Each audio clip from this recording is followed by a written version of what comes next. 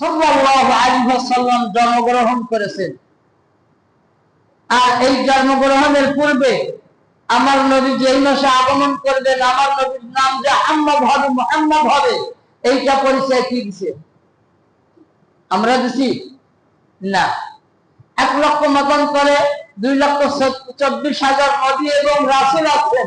তার মধ্যে থেকে আমার নবীর আগে, আমার নবী আসার আগ মুহূর্তে একজন নবী আসছিলেন, সেই নবীটার নাম হলো হযরতে ঈসা আলাইহিস সালাম।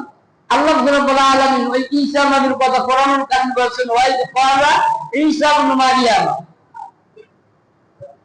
মারিয়ামের গর্ভে ঈসা আলাইহিস সালাম আল্লাহ জন্মগ্রহণ করেছেন এবং মার কোলে ঈসা আলাইহিস সালাম আল্লাহ নবুয়ত দান করেছেন। সুবহানাল্লাহ বলা যাবে না? ঈসা আলাইহিস সালাম যখন মার কোলে বসে কলেমার দাওয়াত দিতেছিলেন, জাতিরা মানতেছিল না। জাতিরা বললেন, তুমি আস্ত একটা জাদুকার। আস্ত কি? জাদুকার। যেমন বর্তমানে বাংলাদেশে বা আমাদের এই দেশে, আমাদের পৃথিবীতে এখন একসময় আলেমদেরকে রাজাকার বলা হতো, এখনো বলে। কি কোন বলে না? জাদুকর কখনো হতেছে না, জাদুকরের পরিবর্তে আলেমদেরকে রাজাকার বলে বলে। মানে যে সন্তান আলেমকে রাজাকার বলে, আমি বলতে চাই ওই সন্তানের মা এবং বাবা তারা ইচ্ছাকৃত ভাবে বিয়ে করছে না, কিন্তু মোল্লা রাখছিল, মোল্লা ছাড়া কামড়া করছিল, যার কারণে ওই সন্তান আলেমকে রাজাকার বলে ডাকবে। আর স্বভাব ওখান থেকে পয়দা হয়েছে, অন্য কোথা থেকে পয়দা হয়নি। গ্রামের লোক ওনাকে শিখায় নাই, শহরের লোক শিখায় নেই। ওনার ওই গোড়াপিতা বংশগত এটা চলে আসছে। আসেন, ঈসা আলাইহিস সালামকে জাদুকর বলতেন। ঈসা আলাইহিস সালাম বললেন, আমি জাদুকর, এটা ঠিক, কিন্তু আমার পরে যে একজন নবী আসবে, তোমরা কি সেই খবর জানো? তাওরাত এবং ইনজিলের মধ্যে, ফুরকানের মধ্যে আমার আল্লাহ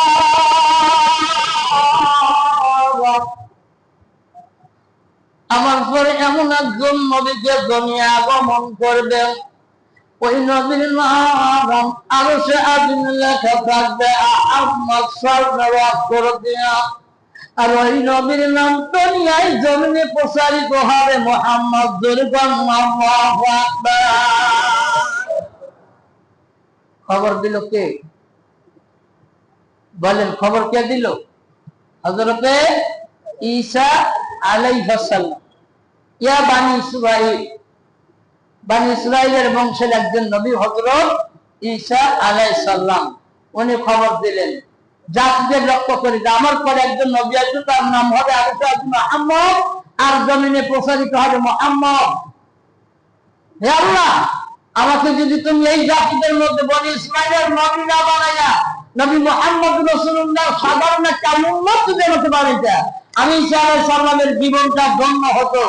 আমি আল্লাহ তোমার জান্নাতে হাসি খুশি পাবে, তোমার কাছে জান্নাত চাইলে কি জান্নাতে দেবে পারতাম।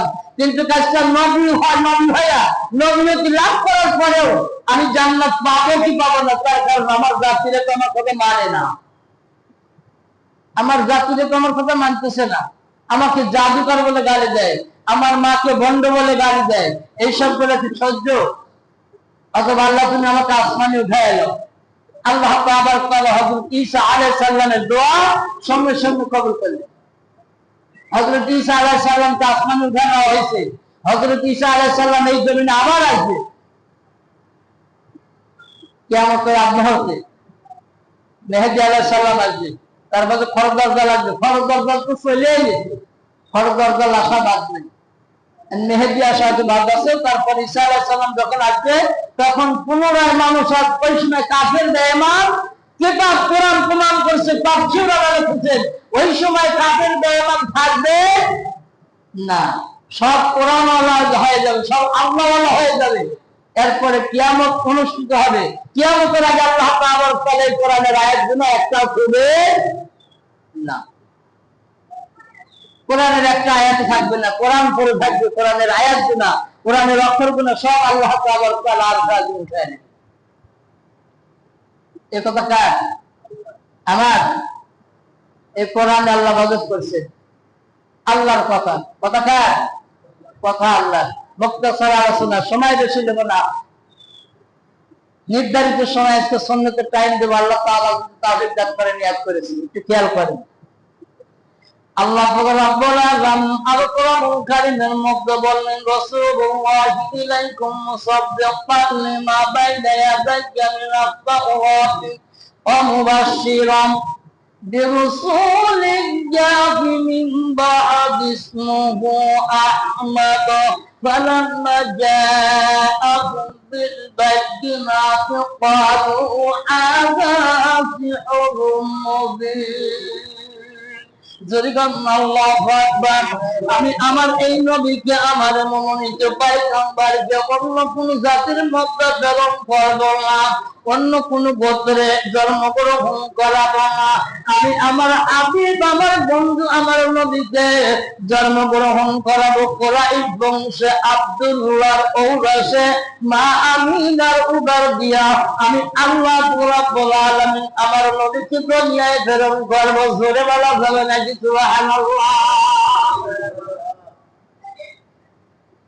আল্লাহ তাআলা ডাইরেক্ট বলেই দিলেন, অন্য কোন জাতির মধ্যে আমার এই নবীকে আমি পয়দা করব না।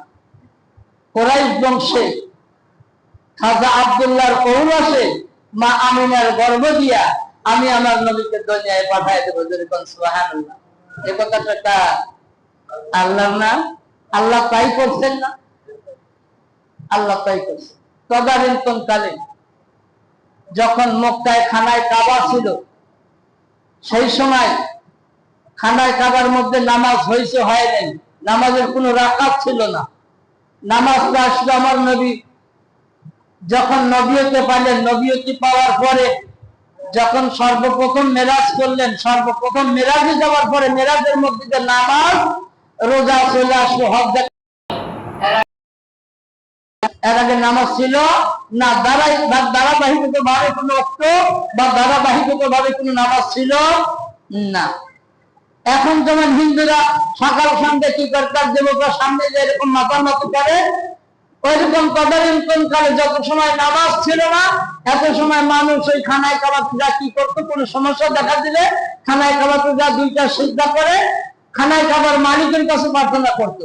তখন তারা আল্লাহ বলতে পারতো না। কি বলতো? হে খানায় কাবার মালিক, আমি বড় বিপদের মধ্যে আছি, আমার একটি বিপদ থেকে মুক্তি করে। খানায় কাবার মালিক কি করছে? সঙ্গে সঙ্গে এটা কবুল করছে। উদুরনি আস্তাগফিরু লাকুম। আল্লাহ বললেন, উদুরনি বান্দা তুমি প্রার্থনা করো, কার কাছে? আস্তাগফিরু লাকুম, আমার কাছে। তুমি যখন আমার কাছে প্রার্থনা করবে, আমি আল্লাহ তাআলার পরে তোমার প্রার্থনা কবুল করব, ফেরত দেব না। তদানীন্তন কালে এরকম ছিল। খানায় কাবাতে যা তারা কি করতো?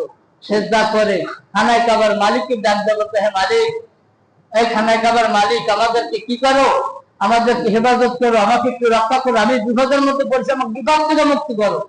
খানায় কাবার মালিক আর কখন ওই মানুষটাকে ফেরত দিতেন না।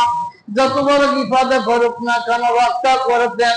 আর ওই মানুষটা যখন বিপদ থেকে রক্ষা পাইতেন, খানায় কাবার মেরামতের জন্য খানায় কাবার ভিতরে কিছু মুদ্রা রাখতেন, কিছু অর্থ রাখতেন, কিছু সম্পদ জমা রাখতেন। যেরকম না সুবহানাল্লাহ। এই গুনায় একদিন বাদশাহ আবরাহার দেখলেন। বাদশাহটার নাম কি? বাদশাহটার নাম হলো বাদশাহ আবরাহা। এই বাদশাহ আবরাহার যখন দেখলেন খানায় কাবার ভিতরে অনেকগুলা মুদ্রা জমা করা হয়ে গেছে, আব্দুল মুতালিবের নেতৃত্বে খানায় কাবার যোগান দেওয়া হয়। আব্দুল মুতালিবের কাছে এই খানায় কাবার চাবি, যার কারণে বাদশাহ আবরাহা আব্দুল মুতালিবকে ডাকতে বললেন, ও আব্দুল মুতালিব, খানায় কাবার চাবি গুনাহ আমার কাছে কি দেওয়া যায় না? বলে, আপনি খানায় কাবার চাবি দিয়ে কি করবেন?